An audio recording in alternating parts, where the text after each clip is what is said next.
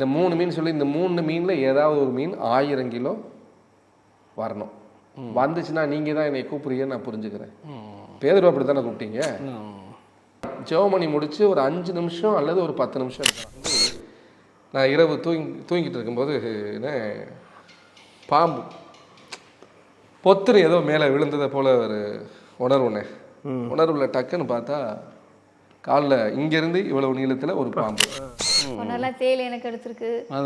வீட்டில் வராத பூச்சி தவளை. இப்போ மழை காலங்கள்லாம் பார்த்தோம்னா தவளை வந்து மேலே அப்படியே ஏறும். மரத்தில் நீ எங்களுக்கு தேவையில்லைன்னு எல்லாரும் சொல்லும்போது நான் உனக்காக இருக்கண்டான்னு சொல்லி என்னை தேடி வந்தது ஆண்டவர் மட்டும்தான். ஸோ அந்த அன்பை நினைக்கும் போது இந்த கஷ்டம் வந்து எனக்கு வந்து பெருசாக தெரியும். அதாவது சபை மாதிரியே தெரியல. நாங்கள் எப்படி அங்கே போவோம், சங்காயக்கூடம் கருவாடு காய போடுற இடம் மாதிரி இருக்குது அப்படின்னு சொல்லுவாங்க.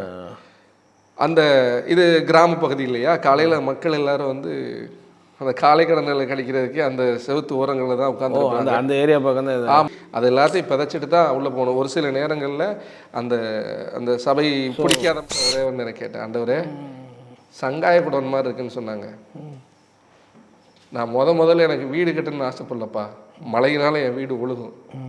நான் இந்த சர்ச்சு கட்டும்போது கூட எல்லாரும் கேட்டாங்க இருக்கிறதுக்கு இன்னொரு ரொம்ப பெரிய பிரபலமான ஒரு ஊழியர், இதில் மோசமான அனுபவங்களும் இருக்கும். கண்டிப்பாக டெஃபினட்டாக அதான் சொன்னேன். எத்தனை பேர் வர்றாங்கன்னு கேட்டு ஃபோனை கட் பண்ண ஆட்கள்லாம் உண்டு. ஒரு பிரபலமான ஊழியர், ரொம்ப பிரபலமான ஊழியர். வலைதளங்கள்லாம் அவர் தான். அவசர செய்தி, ரெடிமேட் செய்தி எல்லாம் டான்னு வரும்னு வச்சுக்கிறேன். அவங்க வரும்போது கண்டிஷனே வேற.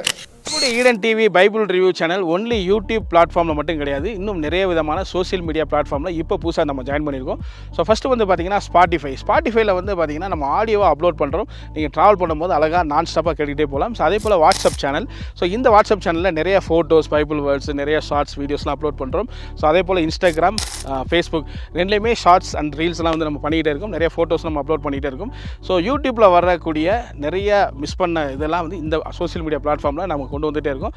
ஸோ இந்த சோசியல் மீடியா பிளாட்ஃபார்மில் நீங்கள் ஃபாலோ பண்ணணும் அப்படின்னா கீழே இருக்க வீடியோ டிஸ்கிரிப்ஷனில் ஒவ்வொரு சேனலுக்கான லிங்க் கொடுத்துருப்போம். அதன் மூலமாக நீங்கள் ஃபாலோ பண்ணிக்கலாம். ஸோ அதே போல் ஒவ்வொரு வீடியோ கீழே உள்ள கமெண்ட் செக்ஷனில் ஃபஸ்ட்டு நம்ம கமெண்ட்டை பின் பண்ணியிருப்போம். அந்த வீடியோ லிங்க் மூலமாகவும் நீங்கள் ஃபாலோ பண்ணிக்கலாம். God plus.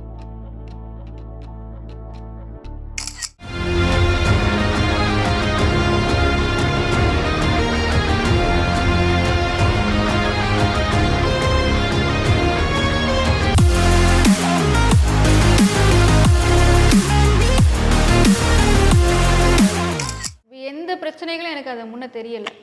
அவர் எனக்கு ஏதோ ஆண்டவர் சிலுவையில மரித்தார், எனக்காக மரித்தார், எனக்காக உயிர்த்தார் அப்படிங்கும்போது அதுல நான் ஸ்ட்ராங்கா இருந்தேன். அதுக்கப்புறம் சரி ஓகே ரட்சிக்கப்பட்டாச்சு, இனிமே வந்து ஆண்டவர் எங்களை வந்து பெரிய பணக்காரர்களா ஆக்க போறாரு அப்படிங்கிற ஒரு எண்ணம் எங்களுக்கு. இப்ப அவங்க வந்து கப்பலுக்கு படிப்போம் அப்படின்னு வந்து கப்பலுக்கு படிக்கிறதுக்கு ஒரு சென்னையில படிச்சாங்க. நான் வந்து கப்பலுக்கு படிக்கிறதுக்காக போகிறேன். கப்பலுக்குன்னா ஒரு சின்ன ஷார்ட் டைம் கோர்ஸ் படிச்சுட்டு பனாமா சிடிசி எடுத்துகிட்டு ஒரு சின்ன கப்பல். அந்த நேரத்தில் மாதம் அவங்க சொன்னது, என்னுடைய நினைவு சரியாக இருந்தால் ஒரு 20,000 ரூபா அந்த நேரத்தில் சேலரி வந்து தரலாம் அப்படின்னு சொல்லி சொன்னாங்க. இப்போ நான் மாதம் ஒரு 6 ரூபா 7 ரூபா கிடைக்குது. 20,000 ரூபாய்னா அன்றைக்கி அது பெரிய காசு தான், 20 வருஷத்துக்கு முன்னாடி. ஸோ அந்த சூழ்நிலையில் நான் போகிறதுக்காக போய் படிச்சுட்டு வந்துட்டு நான் கப்பலுக்கு போகிறதுக்கு ரெடியாக இருக்கிறேன். அப்போ என்ன நடக்குது? அப்போ ஆண்டவர் என்கிட்ட வந்து சொல்கிறாரு, சொப்பனத்தில் வேண்டாம் நீ கப்பலுக்கு போகாத, நீ என்னோட ஊழியத்துக்காக வெயிட் பண்ணு அப்படிங்கிறத போல் ஆண்டவர் சில ஊழியர்கள் மூலமாக சில விஷயங்கள் மூலமாக ஆண்டவர் பேச ஆரம்பிக்கிறார். அப்போ நான் ஆண்டவர்கிட்ட சொல்கிறேன், ஆண்டவரே என்னை வந்து நீங்கள் வந்து வெளிநாடு கப்பலுக்கு போக வேண்டாம்னு சொல்லிட்டீங்க, நான் வெளிநாடாவது போயிட்டு வரேன் கொஞ்ச நாள், நான் ஏதாவது வெளிநாட்டில் போய் சம்பாரிச்சேன்னா கொஞ்சம் காசு பணம் வந்துடும் இல்லையா அப்படின்னு சொல்லி நானாக மனசில் ஜெபம் பண்ணும்போது ஆண்டவர் என்கிட்ட சொல்கிறார், ஒரு தரிசனம் மீன்ஸ் தூங்கும்போது சொப்பனத்தில் என்னோட கம்பெனியில் வேலை பார்க்குறாங்கல்ல, அந்த மீன் கம்பெனியில் வேலை பார்க்குற சில இஸ்லாமிய நண்பர்கள் வேலை பார்த்தாங்க, மறுபடியும் எங்களுடைய ரிலேட்டிவ் பசங்க வேலை பார்த்தாங்க. அவங்க எல்லாரும் வெளிநாடு போவான், அவனோட இருக்கிற எல்லாரும் போவான், நீ மட்டும் கடைசி வரைக்கும் போக மாட்டேன், போக முடியாது அப்படின்னு ஆண்டவர் சொன்னார். அது மாதிரி என்னோட இருக்கிற எல்லாருமே ஃபாரின் போனான் வேலைக்கு, நான் மட்டும் போக முடியலை. அதுலேயும் எனக்கு வாய்க்கலை. ஓகே. ஸோ அடுத்து என்ன இருந்துச்சு? அப்பாவோடையும் பேசாத அக்காவோடையும் பேசுறதுக்கான வாய்ப்பு கிடைச்சது. அக்காவுக்கு 2 படகு இருந்தது, 2 கொஞ்சம் பெரிய படகு இருந்தது. அந்த படகுல நான் அப்பாவோட கொஞ்ச நாள் வேலை பார்த்துட்டு அப்புறம் சும்மா கடலுக்கு மீன் பிடிக்க போக ஆரம்பித்தேன். இப்போ எனக்கு வந்து நல்ல வருமானம் மீன்ஸ் 2 வருமானம், அப்பாட்ட இருந்து வருமானம், கடலுக்கு போயிட்டு வரும்போது வருமானம். இப்போ நல்ல வருமானம் வர ஆரம்பிக்குது. இப்போ நான் அவங்களோட கடலுக்கு போயிட்டு இருக்கிறேன். கொஞ்ச நாள் அப்படியே போயிட்டு இருக்கும்போது திடீர்னு வந்து அந்த தொழில்கள் கொஞ்சம் முடங்க ஆரம்பிக்குது. முடங்க ஆரம்பிக்கும் போது இப்போ இந்த பிரச்சனைக்கு யார் காரணம் அப்படின்னு யோனாவை குறித்து சீட்டு போட்ட மாதிரி யார் என்னை குறித்து சீட்டு போடலை. ஆனால் நான் அந்த இடத்துல ஒரு விஷயத்தை யோசிக்கிறேன். ஆண்டவரே, உங்களுக்கு அந்த தொழில் இவ்வளோ நாள் ஆசீர்வாதமாக இருந்தது, கொஞ்ச நாள் வரைக்குமே ஆசீர்வாதமாக இருந்தது. நான் இப்போ ஏறினதுக்கப்புறம் இருந்து சில பிரச்சனைகளை நான் பார்க்குறேன். கொஞ்ச நாள் நல்லா இருந்தது, அப்புறம் நிறைய தொழிலில் பிரச்சனையை பார்க்குறேன், லாஸ் நிறையா பார்க்குறேன். பெரிய லாஸ் இல்லை, ஆனால் சின்ன வேலை, வெறும் 10 ரூபா வேலை, 100 ரூபா வேலை, 50,000 ரூபா 40,000 ரூபா டீசல் நட்டத்தோட கரையை வர்ற மாதிரி, அல்லது 10,000 ரூபா டீசல் நட்டத்தோட கரையை வர்ற மாதிரி இப்படி சொன்னாச்சு. இன்னும் ஒரு நாள் அந்த போட்டில் மீன் பிடிச்சிட்டு இருக்கும்போது இப்போ அந்த போராட்டம் எனக்குள்ளே வர ஆரம்பிக்குது. நீ தண்ணியில் குதிச்சிரு, செத்துரு, நினைவுகள் என்னை அப்படியே அழுத்திக்கிட்டு இருக்கும்போது இப்போ எனக்குள்ள ஒரு சத்தம் கேட்குது. நான் உன்னை என்னோட ஊழியத்துக்கு கூப்பிட்டேன்ல, இப்போ நீ வா அப்படின்னு அந்த சத்தம் கேட்குது. உடனே நான் ஆண்டவர்கிட்ட சொல்கிறேன், ஆண்டவரே, நீங்கள் தான் என்னை ஊழியத்துக்கு கூப்பிட்றீங்கன்னு எப்படி தெரிஞ்சுக்கிறது? அப்படி நீங்கள் என்னை ஊழியத்துக்கு கூப்பிட்றீங்கன்னு தெரிஞ்சுக்கணுன்னா ஒன்று செய்யுங்க. இந்த போட் இவ்வளோ நாள் லாஸில் இருக்குது, நான் இந்த படகுல இருக்கிறனால தான் இந்த போட் லாஸ் ஆகுது அப்படின்னா. ஏன்னா நம்ம இப்போ ரட்சிக்கப்பட்டு ஒரு 2 வருஷம் ஆச்சு, கொஞ்சம் ஸ்பிரிச்சுவலாக இன்வால்மெண்ட் ஆகிட்டோம், நல்லா ஜெபிக்கிற மனுஷன் ஆகிட்டோம்.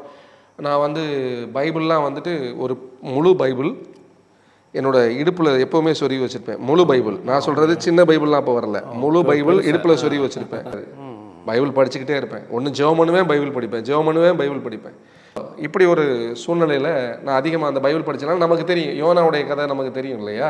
இப்போ யோனானால தான் அந்த படகுக்கு பிரச்சனை வருது. ஸோ அப்போ நம்மளால தான் இதுக்கு அந்த பிரச்சனை வருதோன்னு யோசிச்சுட்டு ஆண்டவர்கிட்ட சொல்கிறேன், ஆண்டவரை என்னால் தான் இந்த பிரச்சனை வருது அப்படின்னா, நான் இதில் கடலுக்கு வரனால தான் வருதுன்னா, இப்போ எனக்கு நீங்கள் ஒரு அடையாளத்தை காட்டுங்க, நீங்கள் தான் என்னை ஊழியத்துக்கு கூப்பிடுறீங்க. இந்த மடின்னு சொல்லுவோம், வலை இருக்கு இல்லையா, அது வலைன்னா அப்படி நீளமாக விடுறது மடின்னு சொல்லுவோம், அது ஒரு வகையான வலை. இந்த வலையை வந்து வாங்கும்போது 1 டன் 1000 கிலோ மீன், அதாவது 3 மீன் பேரை பர்டிகுலராக சொல்லி, சீலா, மாவுலா, பாறை. இதில் இந்த மாவுலான்னு சொல்கிறது வந்து பேரகுடான்னு சொல்லுவாங்க.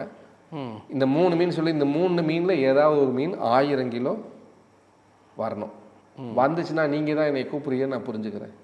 பேதுரு அப்படி தானே கூப்பிட்டீங்க. ஜெபமணி முடிச்சு ஒரு 5 நிமிஷம் அல்லது ஒரு 10 நிமிஷம் இருக்கலாம், மடியை வாங்கி அந்த சீனிங்கின்னு சொல்லுவோம், அதை உரி விட்டா மாவுளா மீன் எக்கச்சக்கமாக கிடக்கு. எனக்கு ஆச்சரியம் தாங்க முடியல. அதில் ஓடி வரும் போட்டு ஓடி வரும்போதே திரும்ப ஆண்டவர்கிட்ட சொல்கிறேன், இல்லை ஆண்டவரே, நான் ஊழியத்துக்கு வர்றேன், ஆனால் பார்ட் டைமாக வர்றேன். அப்படி சொல்லி. ஆமாம். ஏன் அப்படின்னா, மீன் வந்துருச்சு உண்மை, ஊழியத்துக்கு அப்புறம் உண்மை, ஆனால் இப்போ நான் விட்டுட்டு வந்துட்டேன்னா சோத்துக்கு கஷ்டம். இது யாரும் நினைக்கிறது தானே ஊழியத்தில். ஸோ சாப்பாட்டுக்கே கஷ்டமே ஆண்டவரே, நான் எப்படி ஆண்டவரே நான் வந்து வர முடியும் அப்படின்னு சொல்லிட்டு நான் பார்ட் டைமாக வர்றேன் அப்படின்னு சொல்லிட்டேன். என் கரையை வந்து அந்த மீனை எடை போட்டால் 1048 கிலோ மீன் இருந்தது. உண்மையிலே பெரிய ஆச்சரியம். அன்னைக்கு விலைக்கு என்னுடைய நினைவு சரியாக இருந்தால் 3 லட்சம் ரூபாய்க்கு விற்றது அந்த மீன்.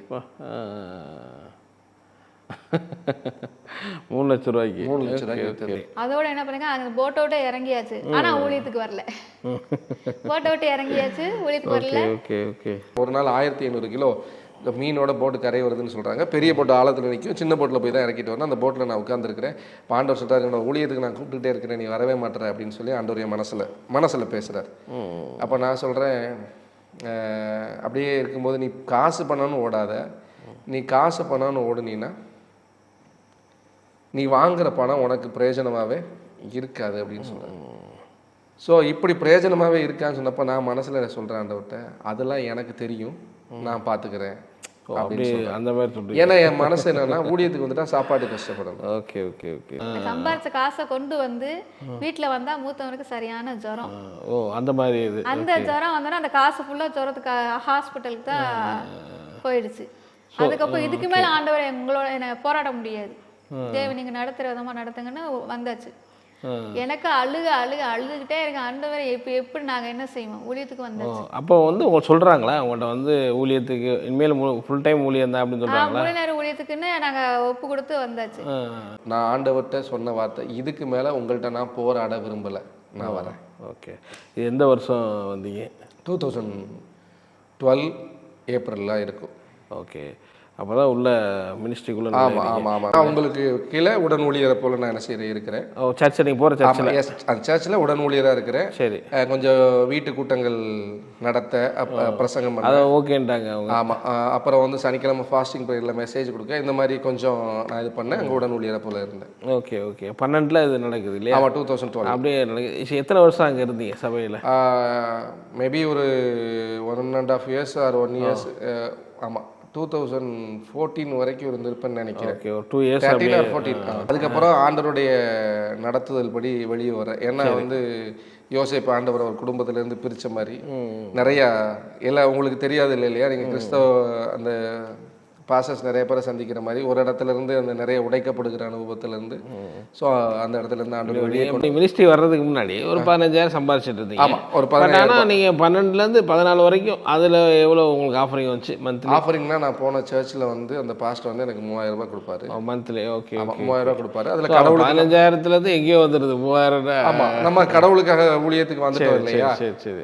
இப்போ வந்து அதில் வந்து தசோபாக ஆண்டவர் கொடுக்குறது 300 ரூபாய், வீட்டு வாடகை 1200, அப்போ 1500 ரூபா போச்சு. மீதி இந்த 1500 ரூபாயில தான் ஃபேமிலியை ரன் பண்ணணும். அது ரொம்ப கஷ்டப்பட்டுருப்பீங்க அந்த டைம். ஆமாம், அந்த நேரத்தில் ரொம்ப கஷ்டம். ரொம்ப கஷ்டம் மீன்ஸ் அது வார்த்தைகளால் சொல்ல முடியாது. அது அந்த நேரத்தில் கடந்து வந்த பாதை வந்து ரொம்ப நெருக்கமான பாதை. ஸோ அப்போயும் நீங்கள் குடிசையில் தான் இருந்தீங்க? அப்போ வந்து ஒரு வாடகை வீட்டில் நான் இருந்தேன். வாடகை வீட்டில் இருந்தீங்க? வாடகை வீட்டில் இருந்தேன். அங்கேருந்து நேரம் எங்களோட இடம் ஒன்று இருந்தது. ஆமாம், எங்களோட தாத்தா இடம் இருந்தது. அந்த இடத்துல வந்து குடிசையை போட்டு சித்தப்பாடை கேட்டு போட்டு இருந்தது. அது எவ்வளோ டிஃபிகல்ட்டாக இருந்துச்சு, அதை பற்றி சொல்லுங்கள். அது எப்படி டிஃபிகல்ட்டாக இருந்துச்சுன்னா, அந்த வீடு போடும்போது என்னுடைய வீடு போடுறதுக்கு என்னோட சித்தப்பா 2 பேரும் கொஞ்சம் ஹெல்ப் பண்ணாங்க. சரி. வீடு போட்டாச்சு. அந்த வீட்டில் கிட்டத்தட்ட ஒரு 1 மாதம் கதவுங்கிறதே கிடையாது. அதுக்கப்புறம் கொஞ்சம் ஃபினான்ஸ் வந்ததுக்கப்புறம் தான் கொஞ்சம் கதவு போட்டோம். 13 வருஷம் அந்த வீட்டில் நாங்கள் வந்து வாழ்ந்துருக்கிறோம். நிறைய பாம்புகள் வீட்டுக்கு முன்னாடி இருந்துட்டு போயிருக்கு. ஏன்னா அது ஒரு தோப்புனால அந்த நிறைய பாம்புகள் இருந்துட்டு போயிருக்கு. ஒரு நேரம் வந்து நான் இரவு தூங்கிட்டு இருக்கும்போது பாம்பு பொத்துன்னு ஏதோ மேலே விழுந்ததை போல ஒரு உணர்வுல டக்குன்னு பார்த்தா காலில் இங்கேருந்து இவ்வளவு நீளத்தில் ஒரு பாம்பு படுத்திருக்கு. அந்த பாம்பு லேசாக தலையை தூக்கியிருக்கு. அசைச்சா கடிச்சிடுமோன்னு எனக்கு ஒரே பயம். அப்புறம் அப்படியே காலை அப்படியே தூக்கியே வச்சிருக்கிறேன். அப்புறம் பாம்பு லேசாக தலையை சாய்ச்ச உடனே டக்குன்னு உதறி விட்டுட்டு, ஏன்னா தலையை சாய்ச்ச உடனே டக்குன்னு உதறி விட்டேன். பாம்பு விழுந்துருச்சு. அதை அடிச்சிட்டேன். நேரம் மலையில் குளிருக்காக நான் என்ன செய்யலைன்னா 2 நாள் பாய எடுக்கலை. ஏன்னா தலையில் கால் வைக்க முடியாது, குளிரும். ஆனாலும் 2 நாள் பாய் எடுக்கலை. சரி, சனிக்கிழமை அன்னைக்கு ப்ரேயரை வந்து பாய் எடுப்போமேன்னு பாய் எடுத்தா உள்ள பாம்பு செத்தே கிடக்கு. உள்ள பாம்பு செத்து கிடக்கு. அதனால் பாம்பு செத்து கிடந்த ஆண்டவரே செத்து கிடந்தாலும் சரி நல்ல வேலை எந்த செய்தெல்லாம் அப்படியே ஆண்டவர் இருந்துச்சாரு. அதுக்கு பிள்ளையும் 3 பிள்ளையுமா அதெல்லாம் படுத்து கிடக்கு. சீசன் ஒன்று வந்துருச்சுன்னா பிள்ளைகளை நாங்களும் படுற கஷ்டம் கொஞ்சம் நஞ்சம் கிடையாது. வீடெல்லாம் அப்படியே ஒழுகும். எத்தனை ஃப்ளெக்ஸ் போட்டு கட்டினாலும் ஒழுகும். இதுக்கிடையில் எங்கள் வீட்டில் அதுக்கப்புறம் ஒரு 6 வருஷத்துக்கு அப்புறம் வந்து ஒரு சூழ்நிலை நிமித்தமாக ஒரு சின்ன பாத்ரூம் போட்டோம் வீட்டை ஒட்டி. கிட்டத்தட்ட 6 வருஷமாக அதுக்கு கதவே கிடையாது. ஒரு போர்வை மட்டும்தான் கட்டி வச்சுருப்போம். யாராவது கெஸ்ட்டு வந்திருந்தா கூட ரொம்ப கஷ்டம்தான். யார் வீட்டுக்குள்ளே வந்தால் கூட கஷ்டம்தான். அந்த மாதிரி ஒரு சூழ்நிலையில் தான் அந்த வீட்டில் இருக்கும்போது பாம்பு ஒன்றெல்லாம் தேயில் எனக்கு எடுத்துருக்கு. வீட்டில் வராத பூச்சி தவளை. இப்போ மழை காலங்கள்லாம் பார்த்தோம்னா தவளை வந்து மேலே அப்படியே ஏறும். மேலே ஏறும். ஆமாம், குழந்தைகளை வச்சு பார்க்கறது ரொம்ப குழந்தைகளே இருக்கும்போது தவளை வந்து மேலே ஏறும். அடுத்து வந்து இந்த எறும்புலாம் அப்படியே வந்து ஊறும் அப்படியே மேலே. எலி, பெருச்சாளி, அப்புறம் அந்த பாம்புலாம் சர்வசாதாரணமாக டப்பு கூரையிலேருந்தே மேலே விழும் பாம்பு. கூரையிலேருந்தே மேலே பாம்பு விழும். இப்போ சாப்பாடுக்கெலாம் ரொம்ப அது மாதிரி டிஃபிகல்ட். ஒரு நாள்லாம் வந்து 3 நாள் கிட்ட உப்புமாவே சாப்பிட்டோம். அந்த 3ஆவது நாள் நான் சொல்கிறேன், இந்த அங்கே பக்கத்தில் வந்து அவங்க பப்பா வீடு எல்லாமே இருக்குதுனால நீ யோகா இன்னைக்கு போய் அங்கே சாப்பிடு. எனக்கு அவன் உப்புமா சாப்பிட எனக்கு கஷ்டமாக இருந்துச்சு. 3ஆவது நாள் இந்த பிள்ளைக்கு உப்புமாவே கொடுக்குறோமே, நம்ம சாப்பிட்டாலும் பரவாயில்ல அப்படின்ட்டு அவன்கிட்ட அதோட சொன்னேன், யோகா நீ போய் அங்கே போய் பப்பா வீட்டில் போய் சாப்பிடுப்பா அப்படின்னு சொன்னேன். இல்லைம்மா வேண்டாம்மா, நான் அவங்களோட நான் சாப்பிட்றேன் அப்படின்னா. அதோட நான் சரி ஆசைக்கு சொல்லுவோம், அங்கே கறி குழம்புலாம் வச்சுருக்காங்க, அங்கே கறி குழம்பு வச்சுருப்பாங்கடா.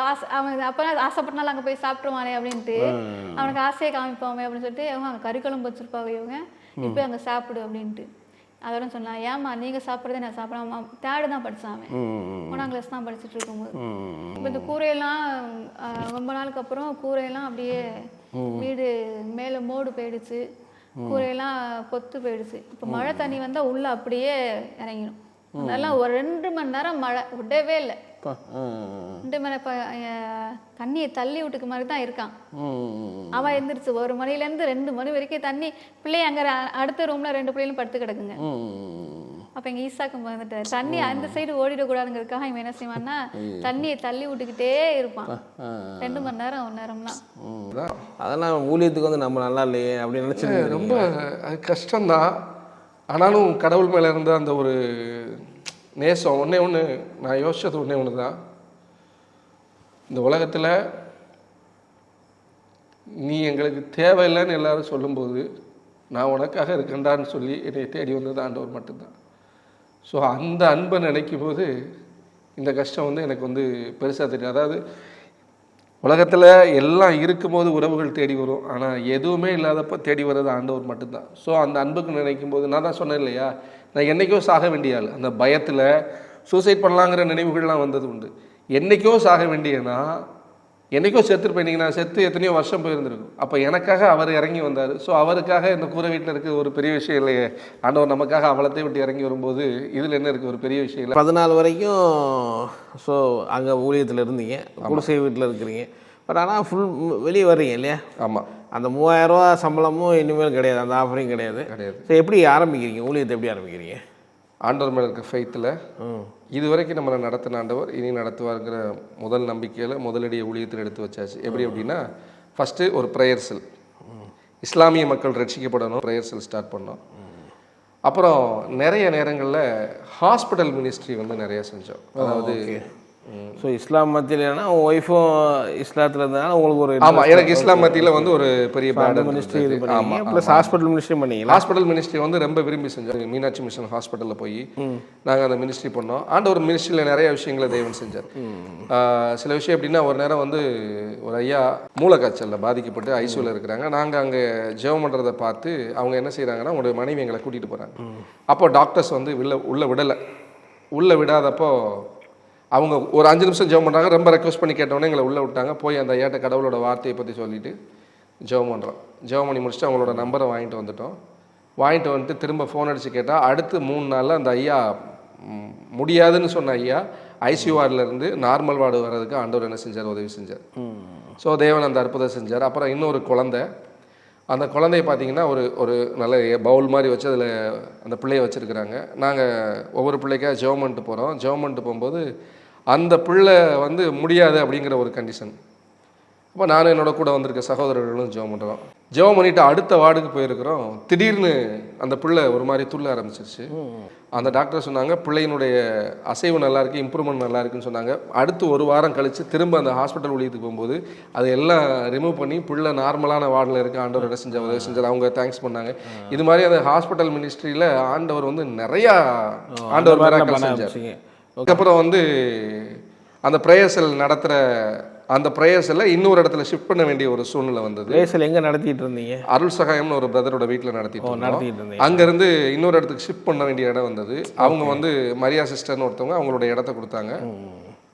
அந்த இடத்துல வந்து ஒரு 1.25 லட்ச ரூபா அல்லது ஒரு 1.5 லட்ச ரூபா மதிப்புள்ள ஒரு ஷெட்டு போடுறதுக்கு ஆண்டவர் உதவி செஞ்சார். சரி. அந்த ஷெட்டு போட்டுட்டு அங்கே வந்து வெளியே இருந்து, அதாவது புதன்கிழமை அந்த ப்ரேயர் செல் நடக்கும். சரி. அப்புறம் வெளியே இருந்து யார் யாருக்கும் கெஸ்ட் ஸ்பீக்கர் கூட்டு வந்து நடத்துவாங்க. அப்போ வந்து என்ன செஞ்சதுன்னா, அந்த ஊழியத்துக்காக அந்த ஸ்பீக்கரு, அப்புறம் அந்த ஜென்ரேட்டரு, ஸ்டேஜு, இதெல்லாம் வந்து நகையை விற்று தான் என்ன செஞ்சோம்னா ரொம்ப அப்போ ஸோ உங்கள்கிட்ட இருக்கிறது அந்த ஒரு சோர்ஸ் தான் இருக்குது. ஒன்று தான் இருந்துச்சு. நீங்கள் டிஸ்போஸ் பண்ணி அதை பண்ணுறீங்க. வந்து அதில் தான் வால் நோட்டீஸு ஜென்ரேட்டர் எல்லாம் வாங்கி வாடகைக்கு வாங்கி பண்ணிட்டீங்க. சரி. வாடகைலாம் சொந்தமாகவே வாங்கிட்டீங்க. Okay okay okay. 3 வருஷம் இந்த ஊழியத்தை நான் செஞ்சுட்டு இருந்தேன். ஓ ஓகே. 3 வருஷம் பண்ணிட்டு ஒரு 2017 வரைக்கும் இந்த ஊழியம். அந்த ஊழியம் எப்படி இருந்துச்சு? சாதாரணமான செட்டு. சில வேலைகளில் சில மனிதர்கள் வந்துட்டு சொல்லுவாங்க, அதை பார்க்க சபை மாதிரியே தெரியல, நாங்கள் எப்படி அங்கே போவோம், சங்காய கூடம் கருவாடு காய போடுற இடம் மாதிரி இருக்குது அப்படின்னு சொல்லுவாங்க. அந்த இது கிராம பகுதி இல்லையா, காலையில் மக்கள் எல்லாரும் வந்து அந்த காலை கடனில் கழிக்கிறதுக்கு அந்த செவுத்து ஓரங்களில் தான் உட்காந்துருப்பாங்க. அந்த ஏரியா பக்கம் தான். ஆமாம் ஆமாம் ஆமாம் ஆமாம். காலையில் நான் போனாலும் சரி, என்னோட இருக்கிற அந்த ஆரோக்கியம் பிரதரோ மரியனோ யார் போனாலும் சரி, முதல்ல சர்ச்சை திறக்கிறதுக்கு முன்னாடி மண்வெட்டி எடுத்து எல்லாத்தையும் தோண்டி, சர்ச்சை திறந்து மண்வெட்டி எடுத்து தோண்டி அது எல்லாத்தையும் பிதைச்சிட்டு தான் உள்ளே போகணும். ஒரு சில நேரங்களில் அந்த அந்த சபை பிடிக்காத மனிதர்கள் இருப்பாங்க இல்லையா, அந்த நரகல் அள்ளி மக்கள்லாம் அந்த மலம் கழிச்சிருவாங்கன்னு சொல்கிறீங்க. ஆமாம் ஆமாம் ஆமாம் நீங்கள் ஆமாம் ஆமாம் ஆமாம் ஆமாம்.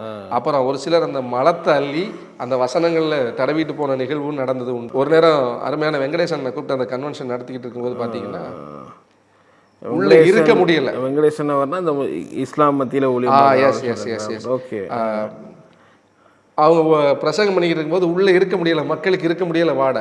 அப்போ நான் உள்ள ஸ்டேஜில் இருந்தனால என்னோட கூட இருக்கிற அந்த அண்ணன் ஒரு ரூம் ஸ்ப்ரேன்னு வச்சுருப்பாங்க. 5 நிமிஷத்துக்கு ஒரு நேரம் வெளியே இருந்து ப்ரெஸ் பண்ணிகிட்டே இருப்பாங்க. ஸோ அந்த ஊழியத்தை வந்து அப்படிப்பட்ட சூழ்நிலையெல்லாம் அந்த ஊழியத்தை செய்ய ஆரம்பித்தோம். ரொம்ப ஒரு கஷ்டமான சூழ்நிலையில், ஒரு சுத்தம் இல்லாத இடத்துல, ஏன்னா கிடைச்சது அந்த இடம் தான், வேறு இடம் இல்லை இல்லையா. ஸோ அதனால் அதில் வந்து 2017 வரைக்கும் அந்த ப்ரேயர் செல் போயிட்டு இருந்தது. ஸோ அங்கே நடத்திட்டு இருந்தீங்க? ஆமாம், எஸ், ஃபுல்லாகவே. அதுக்கப்புறம் என்ன நடந்துச்சு? 2017 அப்புறம் நான் இன்னொரு சர்ச்சுக்கு ஆராதனைக்கு போயிட்டே தான் அந்த மினிஸ்ட்ரி செஞ்சேன். சர்ச் மினிஸ்ட்ரி மட்டும் பண்ணிடக்கூடாது அப்படிங்கிற ஒரே ஒரு கொள்கையில் நான் இருந்தேன். ஆனால் பிழையாம கழுதை கொண்டு போய் நேரம் முச்சந்தில் நிறுத்தி இங்கிட்டும் போடாமல் இங்கிட்டும் போடாமல் நடுவில் கொண்டு வந்து நிப்பாட்டின மாதிரி ஆண்டவரை நீ அங்கிட்டும் போடாமல் இங்கிட்டும் போடாமல் நேரம் கொண்டு வந்து நிப்பாட்டி சர்ச் மினிஸ்ட்ரியில் கொண்டு வந்து நிப்பாட்டிட்டார். சரி சரி. இப்போ விமர்சனங்கள் பயங்கரமான விமர்சனம். சபை ஊழியமே இல்லைன்னு சொன்னா இன்னைக்கு அவன் சபை வச்சுட்டான், எல்லாரும் ஒரே விமர்சனம்.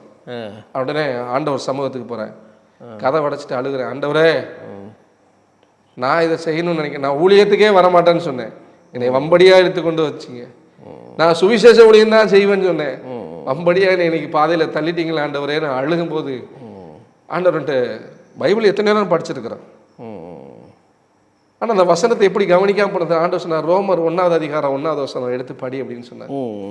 எடுத்து படிக்கும்போது அப்போஸ்தலன் ஆகும்படி அழைக்கப்பட்டவனும் சுவிசேஷ ஊழியத்திற்காக பிரித்தெடுக்கப்பட்டவனுமாகி அப்படின்னு சொல்லி ஆண்டவர் சொன்னார். இதுதான் உன்னுடைய அழைப்பு, இதுக்கு நான் உன்னை பிரித்து எடுத்திருக்கிறேன். பவுலுடைய வாழ்க்கையை ரோல் மாடலாக எடுத்துக்கோ. முதல்ல இவாஞ்சலிஸ்டாக இருந்தார், அப்புறம் போதகராய் தீர்க்கதரிசியாக இருந்தார், அப்புறம் என்னுடைய ஊழியத்துக்கு பிரிச்செடுன்னு ஆண்டவர் பிரித்து எடுத்தார். நான் அப்படி தான் அந்த பாதையில் தான் அவனை நடத்த போகிறேன்னு சொன்னார். நான் உங்களுக்காக செய்கிறேன், யார் என்னை என்ன பேசுனாலும் பேசட்டும் அப்படின்னு சொல்லி தான் நான் 2017 சர்ச் மினிஸ்ட்ரிக்குள்ள. அப்புறம் கொஞ்ச நாள் அந்த சர்ச்லேயே ரொம்ப ஒரு 3 குடும்பம் தான் வருவாங்க. அங்கே இருக்க ஒரு 3 குடும்பம், ஏன்னா அதில் விருப்பமே இல்லாமல் இருந்தோம். நாங்கள் ஆண்டவரை நாங்கள் இதை விரும்பலை, சுவிசேஷ ஊழியத்தை தானே செய்யணும்னு நினச்சோம், சபை ஊழியத்தை நாங்கள் விரும்பலையே, எதுக்கு ஆண்டவர் இப்படி அனுமதிச்சிங்கன்னா ரொம்ப எங்களுக்கு அது வந்து கஷ்டமாகவே இருந்தது. ஒரு ஸ்டேஜில் அந்த சகோதரியுடைய சூழ்நிலை நிமித்தமாக அந்த இடத்த விற்க வேண்டிய ஒரு சூழ்நிலை வந்துடுது. ஸோ அப்போ அவங்க சொன்னாங்க, அந்த இடத்த விற்கணும் தம்பி, ஸோ நீங்கள் வேறு இன்னொரு இடம் பார்த்துக்கிட்டா பெட்டராக இருக்கும் அப்படின்னு ரொம்ப தயவாக சொன்னாங்க. ஓகே, அதுக்கப்புறம் அங்கேருந்து வெளியே வந்தீங்க. எப்படி இந்த மித்த இடத்துக்குலாம் இப்போ வெளியே வர்றேன்னு சொன்ன உடனே என்னோட ஸ்டீவ சித்தப்பா, என்னோட சித்தப்பாட்ட போய் கேட்குறேன், இப்படி பக்கத்தில் இடம் இருக்குல்ல, அதில் இந்த இடம் சொல்லிங்களா? ஆமாம், சர்ச்சு போட்டுக்கோ, எவ்வளவு காலம் நீ இருக்கணுமோ இருந்து ஊழியம் செஞ்சுக்கோ அப்படின்னு சொல்லி இந்த இடத்த மனப்பூர்வமாக திறந்து. சித்தப்பாவுடைய இடம் இல்லையா? ஆமாம், எஸ், அவங்களுடைய சொந்த இடம் அது. அவங்க ஊழியத்துக்காக, அவங்க வந்து ரட்சிக்கப்பட்டு ஊழியம் செய்கிற ஒரு நல்ல மனிதர், அதனால அவங்க திறந்து கொடுத்துட்டாங்க. சித்தப்பா ரொம்ப ரோல் வகிச்சிருக்காரு உங்களுக்கு இல்லை? ஆமாம் ஆமாம், என்னோட 2 சித்தப்பாவுமே லைஃப்ல வந்து ஆண்டவர் பெரிய ரோல். ஓகே, இந்த இடத்த இது பண்ணுறீங்க, இது பில்டிங் எல்லாம் எப்படி இது பண்ணீங்க? அருமையான அண்ணன் ஜார்ஜ் அண்ணன்னு ஒரு அண்ணன், அவங்க இந்த சர்ச் கட்டுறதுக்கு பெரிய உதவி அவங்க செஞ்சாங்க. அதுக்கப்புறம் எனக்கு சில இடங்கள்லேருந்து வந்த சில சப்போர்ட். அப்புறம் என்னோட அப்பா வந்து ஒரு பூர்வீக இடத்த வந்து, பூர்வீக இடம்னா எங்கள் அப்பா சம்பாரித்த இடம், அந்த இடத்த விற்றுட்டு அதில் பிள்ளைங்களுக்கு ஒரு பங்கு வரும் இல்லையா, அந்த பங்கு கொடுத்தாங்க. அதை எல்லாத்தையும் சேர்த்து இதில் வந்து பெரும்பங்கு அந்த அண்ணனுடையது, அதையெல்லாம் போட்டு தான் இந்த சர்ச். நான் ஆண்டவர்கிட்ட ஒரே ஒன்று எனக்கு கேட்டேன், ஆண்டவரே சங்காய குடோன் மாதிரி இருக்குன்னு சொன்னாங்க. நான் முதல்ல எனக்கு வீடு கட்டணும்னு ஆசைப்படலப்பா, மழையினால என் வீடு ஒழுகும். நான் இந்த சர்ச்சு கட்டும்போது கூட எல்லாரும் கேட்டாங்க, இருக்கிறதுக்கு உனக்கு வீடு கிடையாது, இருக்க உருப்படியான வீடு கிடையாது, இத்தனை லட்சம் ரூபாய்க்கு உனக்கு சர்ச் தேவையா அப்படின்னு கேட்டவங்க உண்டு. ஒருவேளை அவங்க அக்கறையில் கூட கேட்டிருக்கலாம். ஆண்டவரே சங்காய குடோன் மாதிரி இருக்குன்னு அந்த சர்ச்சை பார்த்து சொன்னாங்க, எனக்கு ஒரு நல்ல ஆலயம் உங்களை மகிமைப்படுத்தி கொடுங்கய்யா அப்படின்னு கேட்டேன். அப்போவே ரொம்ப விசுவாசமாக சொல்லுவாங்க, ஆண்டவரே எங்களுக்கு ஒரு சர்ச் வேணும், சர்ச் கட்டணும் ஆண்டவரே, இப்படிலாம் லைட்டு போகணும், இப்படிலாம் செடி வைக்கணும், அதெல்லாம் ஒன்றுமே இல்லாதப்போ. இந்த ஆலயம் கட்டும்போது நான் கூரை வீட்டில் தான் கிட்டத்தட்ட ஒரு 11 லட்சம் ரூபாய்க்கு இந்த ஆலயத்தை கட்டுறதுக்கு தேவன் தம்முடைய தயவுள்ள இறக்கத்தின்படியே நடத்தி 11 லட்ச ரூபாய்க்கு 11 லட்சம் ரூபாய்க்கு கட்டுறதுக்கு ஆண்டவர் என்ன செஞ்சார். Okay okay. ஸோ அது மாதிரி வீடு எப்போ குடிசை வீடு எப்போ நல்ல இதாக திடீர்னு ஒரு நாள் வந்து அதே அந்த சர்ச்சுக்கு ஹெல்ப் பண்ண அந்த சகோதர அண்ணன் வந்தாங்க. அவங்களுடைய மனைவி அவங்களுமா வந்திருந்தாங்க. பார்த்துட்டு ஐயோ பாஸ்டர் இந்த வீட்டில் இருக்கிறாரு, ஏதாவது அவங்களுக்கு பண்ணுங்கப்பா அப்படின்னு அவங்க மனைவி அவங்கள்ட்ட சொன்னாங்க. ஸோ அவங்களுடைய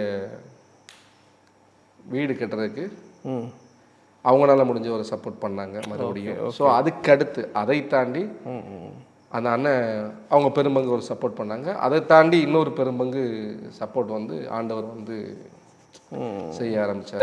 மனைவி குடும்பத்தோடு ஆண்டவர் ஒரு சமாதானமான ஒரு இணக்கத்தை கட்டளையிட்டார். கரெக்டாக ஒரே ஒரு ரூம் மட்டும் முடிஞ்சிச்சு. எங்கள் அம்மா வந்தாங்க. எங்கள் அம்மா வந்து கொஞ்சம் 15 வருஷம் கழிச்சு ஆண்டவர் ஒரு நேரம் எங்கள் அப்பாவை பார்த்துடணும், ஒரு நேரம் எங்கள் அம்மாவை பார்த்துடணும், ஒரு நேரம் நான் மன்னிப்பு கேட்டணும் ஆண்டவரே அப்படின்ட்டு ரொம்ப நாள் ஆண்டோட்ட அழுது கேட்டிருக்கேன். அவள் நான் கூரை வீட்டில் இருக்கும்போது தான் வந்தாங்க.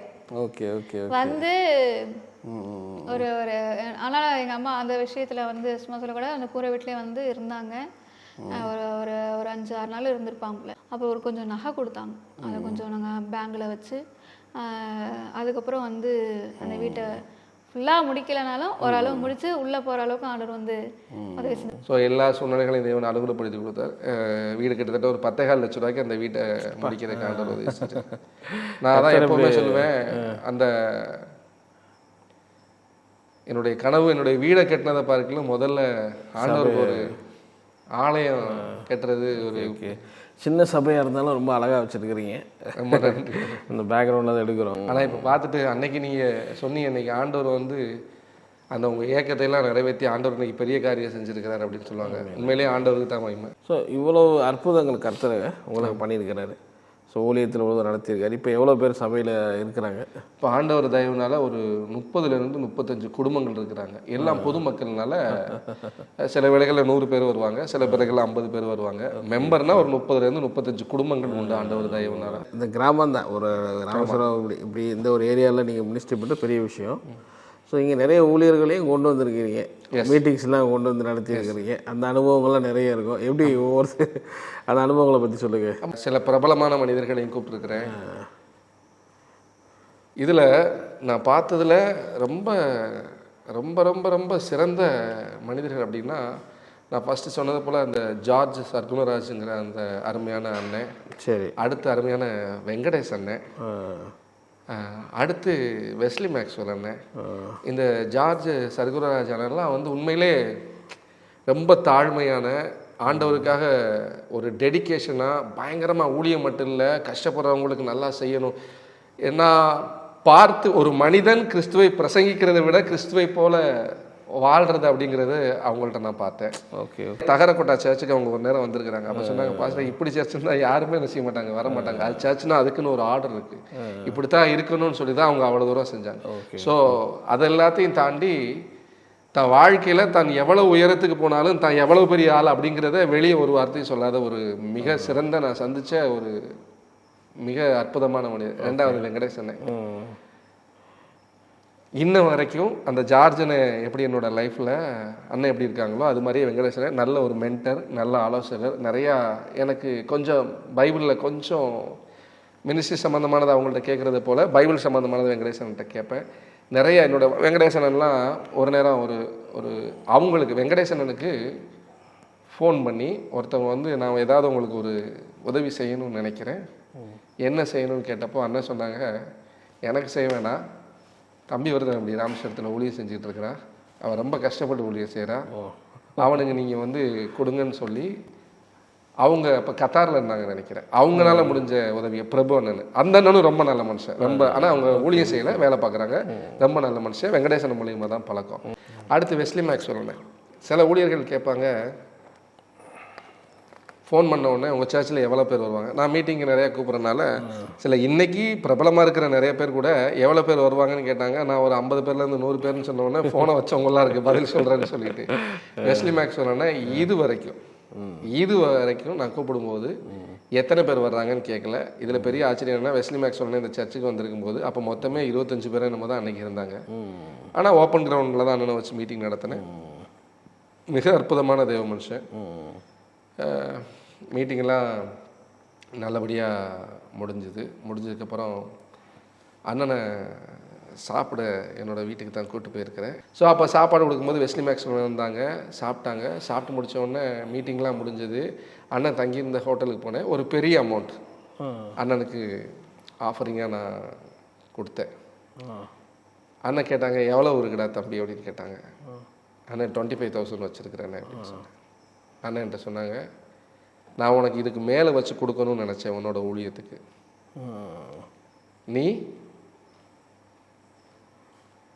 நீ என்ன செய், இந்த பணத்தையும் உன்னோட ஊழியத்துக்கு நீ என்ன செஞ்சுக்கோ, ஓகே வச்சுக்கோ அப்படின்னு சொன்னேன்.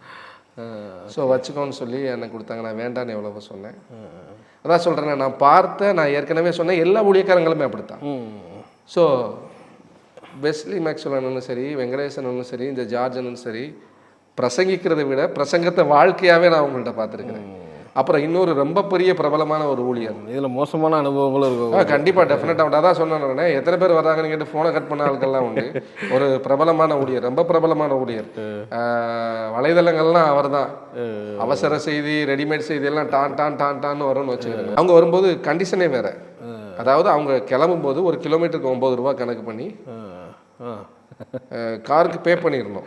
அவங்களுடைய ஓன் கார் டீசலுக்கு பே பண்ணிடணும். நான் வரும்போது 10,000 பே பண்ணேன். அடுத்து போதகருக்கு ஏசி ரூம் கொடுத்துடணும். கூட வர்ற போதகர்களுக்கு, உதவி போதகர்களுக்கு நான் ஏசி கொடுக்கலாம், பிரச்சனை இல்லை.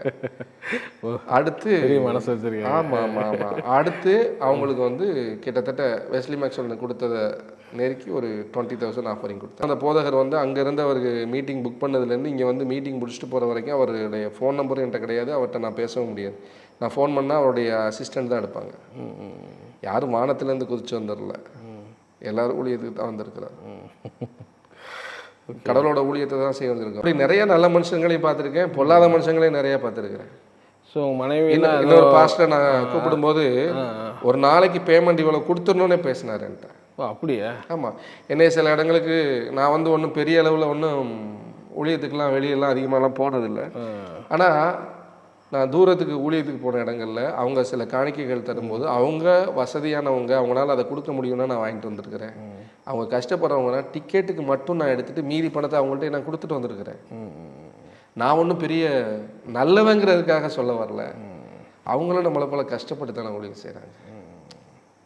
ஸோ அது பேச்சை விட பலத்தில் வாழ்க்கையில் காட்டுறது பெட்டர். அதெல்லாம் ரொம்ப ஒரு மோசமான அனுபவம் தான். கண்டிப்பாக அதை எதிர்பார்த்து வேற மாதிரி இருக்கிற. ஆமாம் நிச்சயமா நிறைய அப்படித்தான். ஆனால் நல்ல மனிதர்கள் நிறைய இருக்கிறாங்க, இப்படி மனிதர்கள் இருக்காங்க. இப்போ இவ்வளோ வருஷம் ஆயிடுச்சு இல்லை, கிட்டத்தட்ட 15-14 வருஷம் கிட்ட நீங்கள் ஊழியத்துக்கு ஆயிடுச்சு. ஆமாம். எப்படி ஃபீல் பண்ணுறீங்க? இன்னும் போக வேண்டிய தூரம் வெகு தூரம். ஓகே. நிறைய நேரத்தில் சில நேரங்களில் எலியா மாதிரி சூரியச்செடி நீங்கள எடுத்துட்டு படுத்துட்டு போதாண்டவரை கஷ்டமாக இருக்கியா, யாத்துமாவை எடுத்துக்கிறீங்கன்னு கேட்குற அனுபவம் உண்டு.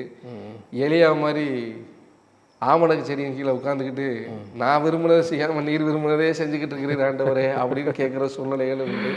ஆனாலும் ஆண்டவர் தட்டி விட்டு, மகனே நீ போக வேண்டிய தூரம் வெகு தூரம் தான் போட. ஆண்டவர் எலியாட்ட எங்கே போகணுமே சொல்லலை, போக வேண்டிய தூரம் வெகு தூரம்னு சொன்னார். ஆனால் ஒன்று கண்மலைக்கு மத்தியில் கொண்டு போய் வச்சு அவன் வாழ்க்கையில் ஆண்டவர் செஞ்சார். ஸோ ஒரு ஃபெய்த் நமக்கு என்னென்னா, போகிற இடம் தெரியாமல் இருக்கலாம், பிடிச்சிருக்கிறது ஆண்டவரோட கை, கரெக்டாக கொண்டு போயிடுவாருங்கிற ஒரு நம்பிக்கை இருக்குது.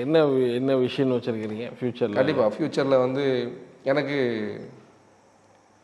முஸ்லீம் மக்கள் மத்தியில் ஒரு மினிஸ்ட்ரி பண்ணணும் ஒரு பெரிய ஆசை. அது எப்படின்னா, முஸ்லீம் மத்தியில் மேக்ஸிமம் மீடியா மினிஸ்ட்ரி தான் இன்றைக்கி ரீச். அவங்க கேட்குற கேள்விகளுக்கு பதில் சொல்லணும். ஸோ அதுக்கான எக்யூப்மெண்ட்ஸ் ஆண்டவர் நம்ம தரும்போது அதை செஞ்சுக்கலாம் ஃபஸ்ட்டு. ரெண்டாவது எனக்கு ரொம்ப பிடிச்ச விஷயம்னா பைபிள் டீச்சிங். எனக்கு ரொம்ப ரொம்ப ரொம்ப ரொம்ப பிடிக்கும். பைபிள் டீச்சிங் எனக்கு ரொம்ப பிடிக்கும். ஸோ எனக்கு பிரசங்கம் பண்ணுறதா தான் எவ்வளோ நேரம் பண்ணிகிட்டே இருப்பேன். யாராவது கேள்வி கேட்டால் அதுக்கு விளக்க சொல்கிறது எனக்கு ரொம்ப பிடிக்கும். ஸோ அந்த மினிஸ்ட்ரி, பைபிள் டீச்சிங் மினிஸ்ட்ரி பண்ணணுங்கிறது அந்த விஷன். சீக்கிரத்தில் ஆண்டவருக்கு சித்தமானால் உங்களுடைய கண்கள் காண ஆண்டவர் வந்து ஒரு 1000 பேர் உள்ள சர்ச்சை தருவார். தேசங்கள் பார்க்க ஒழிச்சு. ஏன்னா வாழ்க்கையில் எனக்கு இன்னும் விஷன் ரொம்ப பெருசு. அதாவது கஷ்டப்படுற எல்லா மக்களுக்கும் எல்லாம் செய்யணும். நம்ம சர்ச்சுக்கு ஒரு ஏழை பிள்ளை வருதா, அதுக்கு கல்யாணம் நம்ம ஒரு தகப்பனான்ட்டு நம்ம செய்யணும்.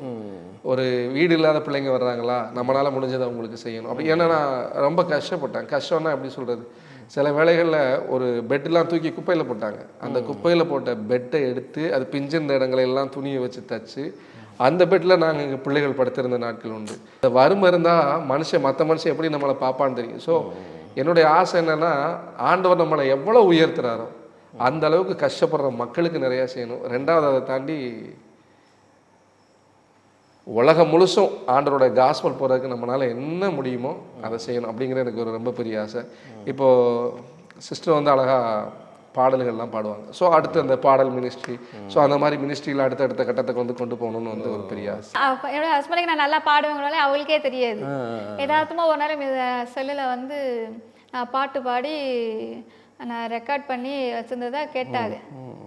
துதிப்பேன் தேவனை துதிகள் மத்தியில் அந்த பாட்டை தான் பாடி நினைச்சதுன்னா ரெக்கார்ட் பண்ணி வச்சுருக்கும் போது கேட்டுட்டு இது நல்லா இருக்குன்னு அவங்க நினச்சிட்டு எனக்கு அந்த வகையில் பீட்ரனன்னு சொல்லி ரபோனியில் அவங்க வந்து ஊழியம் பார்க்குறாங்க எங்கள் தங்கச்சி மடத்தில். சரி, அவங்கள்ட்ட போய் என் வாய்ஸை அந்த தங்கச்சி பாடியிருக்கா கேளுங்கண்ணா அப்படின்ட்டு கேட்டுட்டு அந்த அண்ணன் ரொம்ப உற்சாகப்படுத்தினாங்க. அப்பா வாய்ஸ் சூப்பராக இருக்குது, அந்த அண்ணன் பீட்ரனை தான் ரொம்ப அந்த பாட்டுக்கு நீங்கள் செய்யுங்க ஊழியத்தை, பாடல் ஊழியத்தை செய்யுங்க ரொம்ப உற்சாகப்படுத்தினாங்க. அவங்க அப்பா சப்போர்ட் பண்ணியிருந்தாங்க.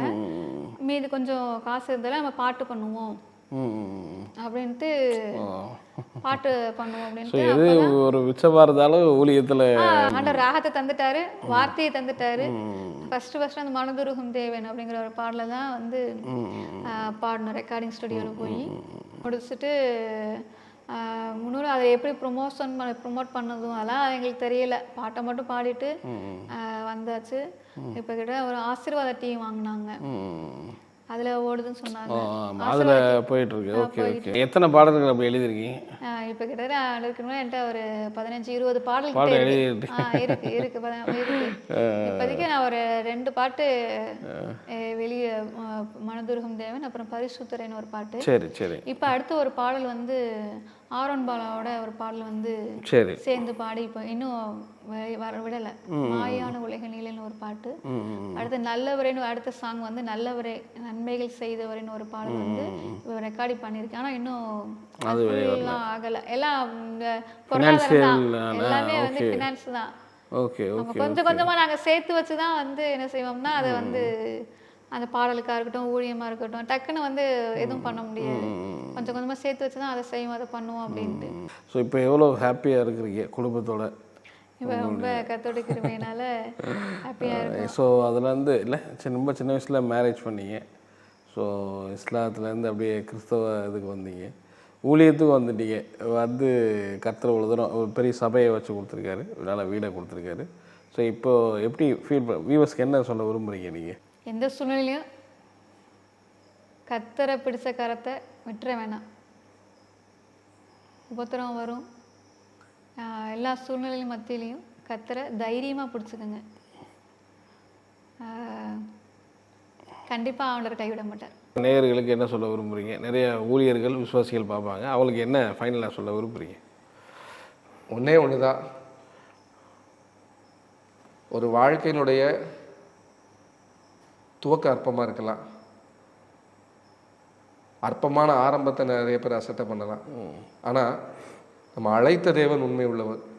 வாழ்க்கையில் எந்த சூழ்நிலையும் நம்மளை கைவிட மாட்டார். அதுக்கு என்னுடைய வாழ்க்கை ஒரு சாட்சி.